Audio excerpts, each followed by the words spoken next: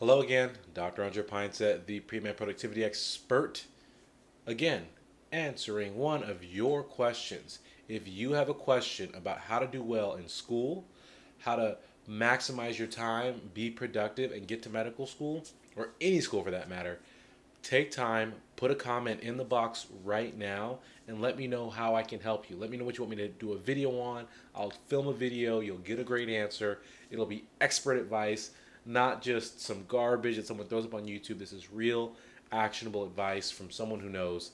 So tonight, again, answering one of your questions.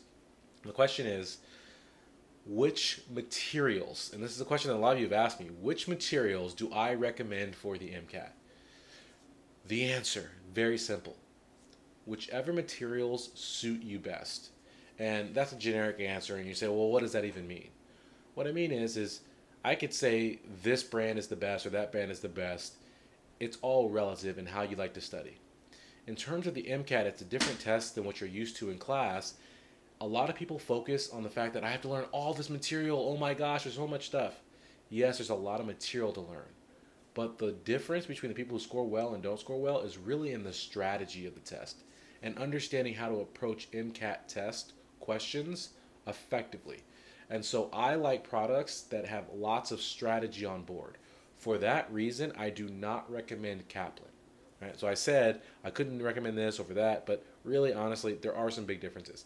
And Kaplan, to me, is a very weak MCAT program.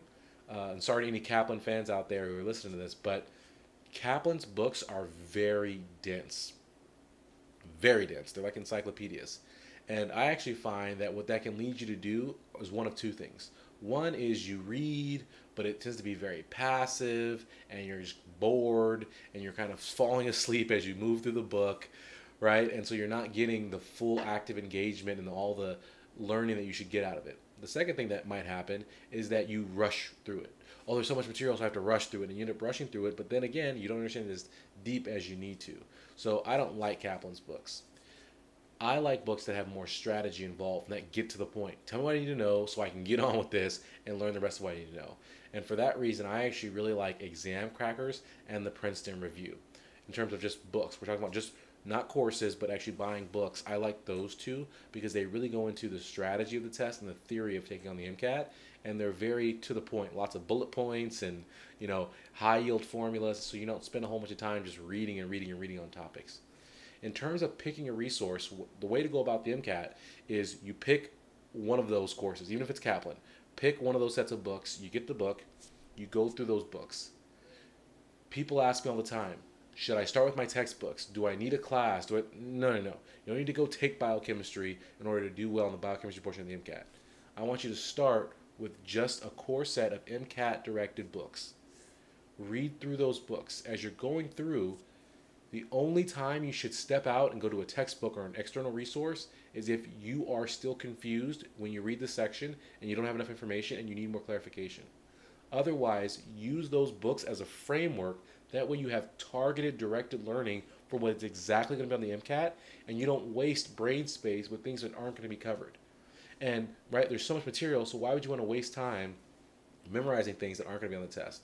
So use those as your guide, as your skeleton, if you will. And if you need extra information, then you bring it in from the outside, but you stay on that track.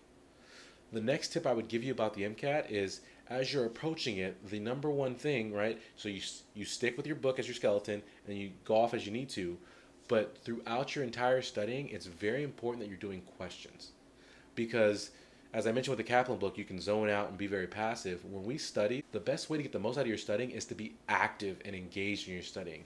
And when you do questions, you're forcing yourself to retrieve information and use active recall. And when you do that, you're literally, imagine yourself, you're searching all the regions of your brain for information, and that allows you to, right, you're going through all this information, it really helps that material become very sticky.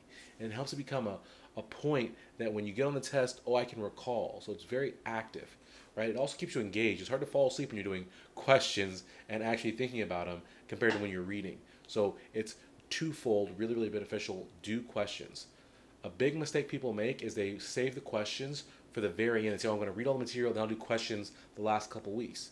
Well, the problem is we always underestimate how much time we need to do something. And so we tell ourselves, oh, I'm going to be done with all the material with 3 weeks to go. You get to 3 weeks to go and you still have another week of material to go through. Now you only have 2 weeks. Then that becomes a week. And so you never actually end up giving the full time to questions that you would have wanted to give. So start the questions early. Mix in 50-50 questions, passages. There's no problem with that. Do it. The other thing is when you're going through and you're doing the questions, people will ask me, should I do all one type of question one day? So all biology or all physics or whatever. The best way to practice is to do mixed practice, and that's when you do one passage from one section, one passage from another section.